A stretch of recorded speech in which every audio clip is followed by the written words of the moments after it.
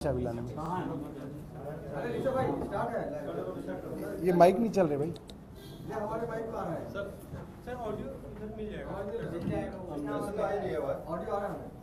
सभी को नमस्कार।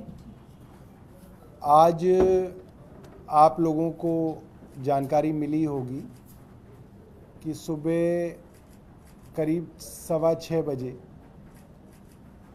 हमारे ओखला से विधायक अमानतुल्ला खान साहब के यहाँ केंद्र सरकार की ईडी छापा मारने पहुंची थी और ये बहुत चिंता की बात है पूरे देश के लिए कि किस तरीके से खुल्लम खुल्ला केंद्र सरकार की गुंडागर्दी चल रही है। ये गुंडागर्दी है। एक सड़ा गला मामला वक्फ बोर्ड में भर्तियों से जुड़ा हुआ मामला, उस मामले के अंदर वक्फ बोर्ड के उस समय के चेयरमैन और हमारे विधायक अमानतुल्ला खान साहब को आरोपी बनाना, पहले शोर मचाना 2016 में कि एसीबी जांच कर रही है, एसीबी ने पूछताछ की, एसीबी ने गिरफ्तार भी किया और फिर उसी एसीबी के मामले के परखच्चे कोर्ट में उड़ गए जब कोर्ट ने उसको जमानत दी और कहा कि आपके इस मामले में कहीं पे भी ये आरोप नहीं लग रहा कि पैसे के लेन देन के आधार पे किसी को नौकरी दी गई।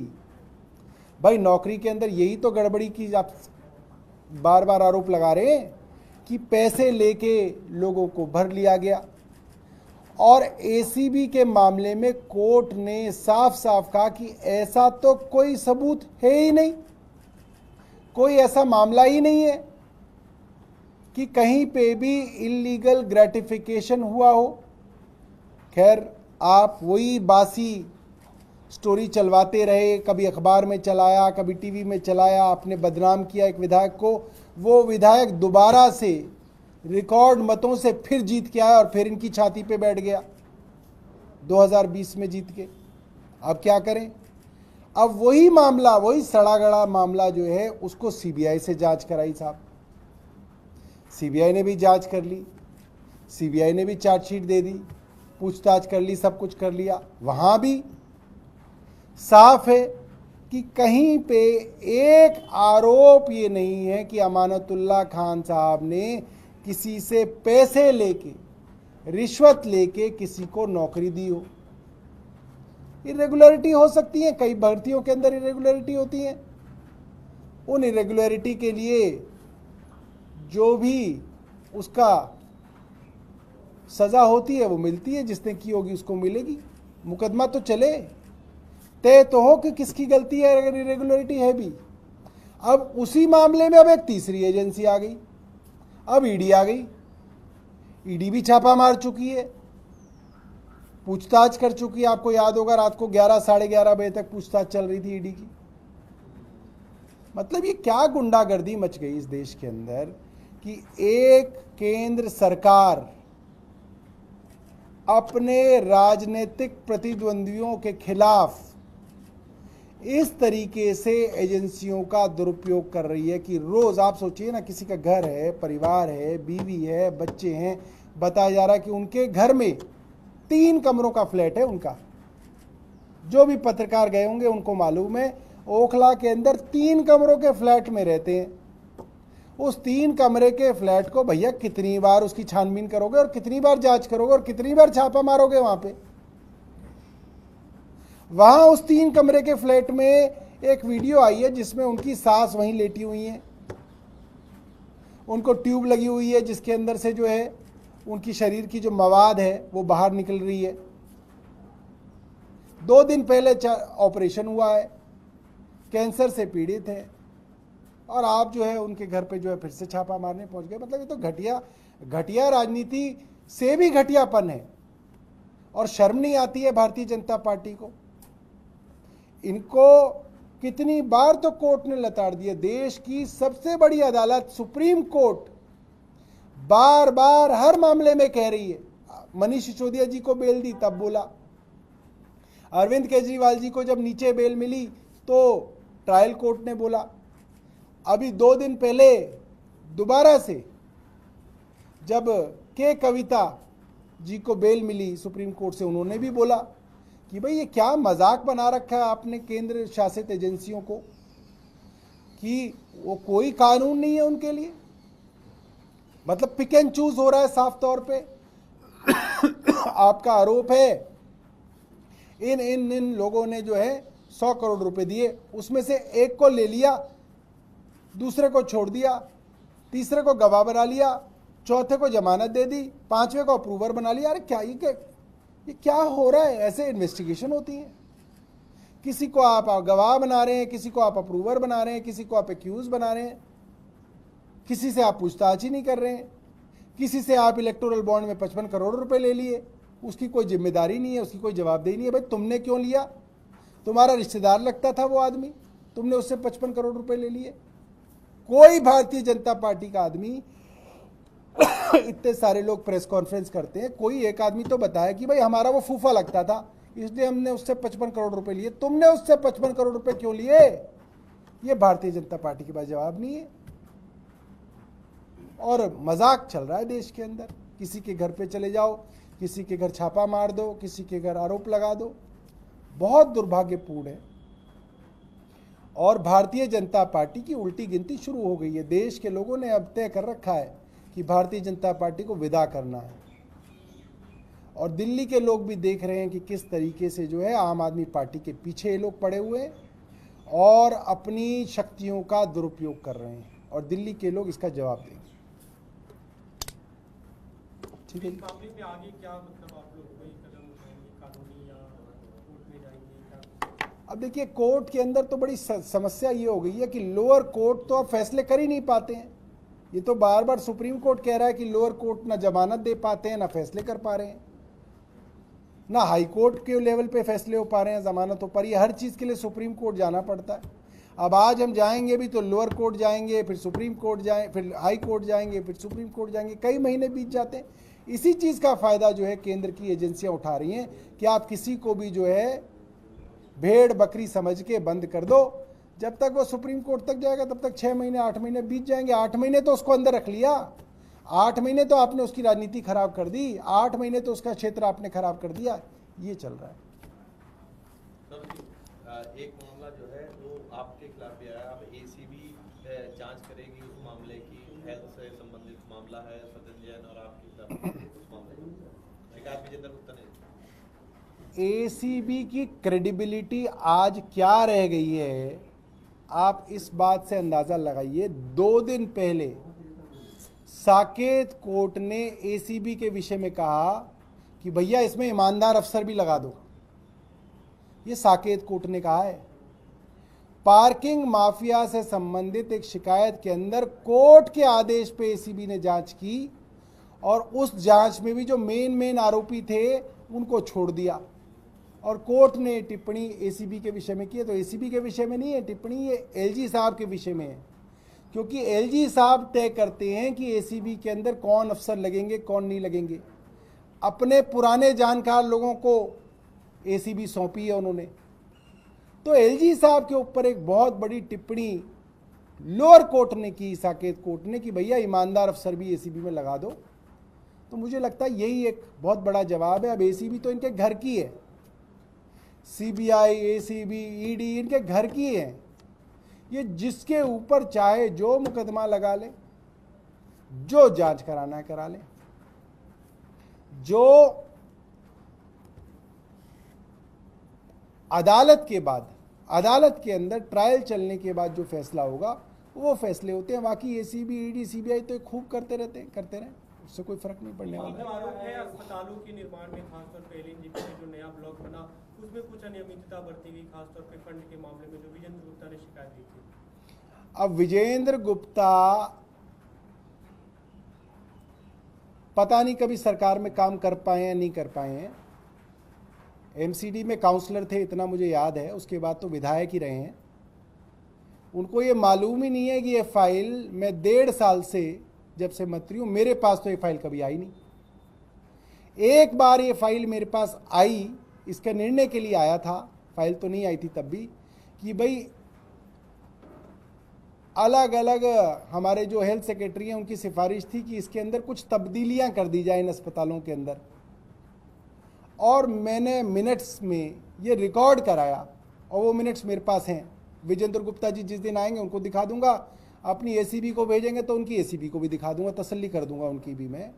मैंने उसके मिनट्स के अंदर ये रिकॉर्ड कराया कि भाई जिस चीज़ का टेंडर हुआ है उसको वैसे ही रहने दो, उसके अंदर कोई चेंज मत करो, वरना कोई चेंज करोगे तो कल जैसे, कल मुझे पहले से ही अंदाजा था विजेंद्र गुप्ता टाइप लोगों को, ये कल को फिर उछल के कूदेंगे कि जी ऐसे बदल दिया इसलिए जी इसके रेट बढ़ गए। तो भाई हमने तो उस फाइल पे कभी कुछ लिखा नहीं, और हमारा निर्णय रखा हुआ है कि जैसा जिस स्थिति के अंदर टेंडर किया उसको वैसे ही रखो। अगर उसके अलावा आपको कोई सर्विसेज की जरूरत है, आपको फला ब्लॉक चाहिए, एडमिनिस्ट्रेटिव ब्लॉक चाहिए, आपको उसके अंदर कैंटीन चाहिए, आपको उसके अंदर पार्किंग चाहिए, मैंने उसके अंदर लिखा है कि भैया उसका अलग टेंडर कर लो, अलग से, उसके अंदर छेड़छाड़ मत करो। क्योंकि मुझे अंदाजा है ये जो अफसर घुमा फिरा के मेरे पास फाइलें लाते हैं, मुझे अंदाजा है ये मेरे खिलाफ षड्यंत्र करके मुझे फंसाने की रात दिन कोशिश करते हैं, और मैं भी फिर लंबे लंबे नोट लिख के इनको वापस भेजता हूँ, इसीलिए परेशान भी है मेरे से बहुत ज़्यादा। तो भैया ना तो वो मैंने टेंडर किया और ना उस टेंडर से संबंधित मैंने कोई जो है बदलाव किए। अब जिन अफसरों ने किया उनको फांसी पे लटका दो, मेरी बला से उनको लाल किले पे फांसी पे लटका दो। मैं कह रहा हूं विजेंद्र गुप्ता जी से, लटका दो, मेरे उधर कुछ काम वाम तो है नहीं विजेंद्र गुप्ता को। सौरभ जी, हाल ही में राहुल गांधी ने यात्रा की थी डीटीसी बस में। अब उन्होंने एक सोशल मीडिया एक्स पर पोस्ट किया है कि डीटीसी कर्मचारियों से संवाद कर उनके दिनचर्या और समस्याओं की जांच करेंगे। न सामाजिक सुरक्षा, न स्थिर आय और न ही स्थायी नौकरी। कॉन्ट्रेक्चुअल मजदूरी के ने एक बड़ी जिम्मेदारी के काम को मजबूरी के मुकाम पर पहुंचा दिया है, ये पोस्ट किया है। देखिए ये बात आप लोग तो जानते ही हैं, मुझे लगता है राहुल गांधी जी भी जानते होंगे, क्योंकि देश के बड़े नेता हैं। डीटीसी के कॉन्ट्रैक्ट के कर्मी हों या हेल्थ के हों, बार बार हम लोग कहते हैं कि इनको समान काम समान आय दी जाए और इसके भी प्रावधान ढूंढे जाएं कि इनको कैसे पक्का किया जा सकता है। मैंने हेल्थ के विषय में कई बार लिखा है, यही इनको जो हमारे जो बस मार्शल थे इनकी भी नौकरी के साथ जिस तरह से खिलवाड़ किया गया वो भी नहीं होना चाहिए था। और डीटीसी के अंदर भी ये जो हमारे कॉन्ट्रैक्चुअल लोग हैं, सरकार को कोई नीति बनानी चाहिए कि इनको समान काम के लिए समान आय तो मिले ही और ये पक्के हो सकें, इसके लिए भी कोशिशें रहें। समस्या सिर्फ इतनी है कि 2015 से जब से हमारी सरकार आई है, कच्चों को पक्का करने की या सर्विसेज से संबंधित जो भी फैसले लेने की जो ताकत है हमारी, ये जबरदस्ती हमसे छीन के दिल्ली के एलजी को दे रखी है, और वो किसी की सुनते नहीं है, क्योंकि उनकी कोई जवाबदेही नहीं है, उनकी कोई जिम्मेदारी नहीं है, वो सिर्फ पावर एंजॉय करना चाहते हैं। तो मैं इस बात से सहमत हूं कि इसके ऊपर काम होना चाहिए और एलजी साहब कुछ काम करें इस पे। सर, कल आपके जो पार्षद हैं रामचंद्र, उनको लेकर भुआ करने की कोशिश की गई। अब स्टैंडिंग कमेटी का इलेक्शन भी होना है, तो आपको आशंका है कि आगे भी ऐसा कुछ हो सकता है? उसका तोड़ क्या है, कैसे आप उसको बचा पाएंगे अपने पार्षद को? भाई ज़्यादातर तो इस तरीके के मामलों में पुलिस की जिम्मेदारी रहती है। कौन लोग थे जो हमारे पार्षद श्री रामचंद्र को उठा के ले गए? मास्क तो पहन के आए नहीं थे, गाड़ी में थे। दुनिया भर के सीसीटीवी रोडों पे लगे हुए हैं, ट्रैफिक पुलिस के भी लगे हुए हैं। उन सीसीटीवियों की निगरानी में वो उनको ले गए और फिर जब हमने हल्ला मचाया तो छोड़ गए। क्या दिल्ली पुलिस ने अब तक बताया कि दिल्ली की सरकार का एमसीडी के एक पार्षद अगवा कर लिया गया? किसने अगवा किया? क्या दिल्ली पुलिस ने आपको बताया? क्या दिल्ली पुलिस ने इसके ऊपर कोई छानबीन की? नहीं की।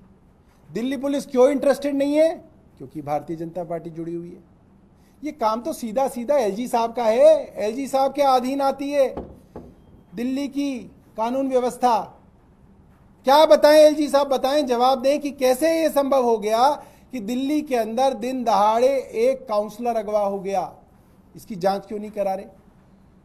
कौन लोग हैं इसके पीछे, उसका नाम क्यों नहीं बताया गया अब तक? उनको अरेस्ट क्यों नहीं किया गया? किडनैपिंग तो सीधा सीधा जो है नॉन बेलेबल ऑफेंस है, कॉग्निजेबल ऑफेंस है। इसके ऊपर क्यों कार्रवाई नहीं हो रही? क्या मेरी और वीरेंद्र सचदेवा की बहस से यह बात साबित होगी कि उसको अगवा किया था या नहीं किया था? फिर तो हर चीज पे बहस ही करा ली जाए। विजेंद्र गुप्ता भी एसीबी में क्यों गए? वो बहस ही कर ले मुझसे। तो ऐसा लग रहा है जैसे कि कानून का राज ही खत्म हो गया है। हमारा आदमी अगवा हो गया, हम ही साबित करें कि वो किसने अगवा किया, कैसे किया। भाई ये तो कमाल ही हो गया। आप जांच करके बताइए कौन लोग थे, क्या नाम थे, कहां रहते थे, किस पार्टी से जुड़े हुए, अरेस्ट क्यों नहीं हुए? ये आप कह रहे हैं कि अभी तक इस मामले में कोई जांच नहीं की गई है। अरे भैया, जांच जैसे ही होती है सबसे पहले आप ही लोगों को तो प्लांट किया जाता है। दिल्ली पुलिस की जांच जारी, टीम रवाना हुई मुख्यमंत्री के घर पे, मुख्यमंत्री के घर पहुंच गई टीम, दरवाजा नहीं खुल रहा है, एक एक मिनट की जानकारी दी जाती है। उधर से एलजी के सोर्स भी जानकारी दे रहे होते हैं, इधर से पुलिस वाले भी जानकारी दे रहे होते हैं। अब ऐसे सो गए एलजी साहब कि उनको मालूम ही नहीं है कि भाई दिल्ली के अंदर एक पार्षद अगवा हो गया। इंटरनेट टूट ना हो उसके लिए क्या रणनीति आप लोगों की? तो पार्षद भी 10 उधर ना गए, जैसे 5 गए थे तो एक ही वापस आया, 4 रह गए। ये आपको इस बात की चिंता है कि पार्षद जा रहे हैं भाजपा में? उन्होंने बोला है कि 2500 करोड़ रुपए भारत सरकार ने दिल्ली सरकार को दिए थे, जिसमें लैब सेटअप करना था, आईसीयू बढ़ाने थे, लेकिन सारा पैसा जो है वो केजरीवाल सरकार डका रही है। नहीं बड़े बड़े प्रोजेक्ट बनाने थे, 1125 करोड़ का प्रोजेक्ट था, जिसमें से 800 करोड़ रुपए का चुनाव हो गया। चून देखिए, ये कौन कह रहे हैं? ये विजेंद्र गुप्ता कह रहे हैं। अभी क्या वो नए लीडर ऑफ अपोजिशन बने हैं तो वो ना मिस फायरिंग कर रहे हैं। अभी उनको जानकारी पूरी नहीं है, ठीक है। उनको क्या है, हमारे हेल्थ सेक्रेटरी जो जानकारी दे रहे हैं वो आधी अधूरी जानकारी दे रहे हैं। उनको कहिए कि वो हेल्थ सेक्रेटरी को घर बुला लें चाय पे, और उनको कहें कि समझाएं उनको पूरा। ऐसे सिर्फ कागज व्हाट्सएप पे पास करने से जो है वो काम बनेगा नहीं उनका।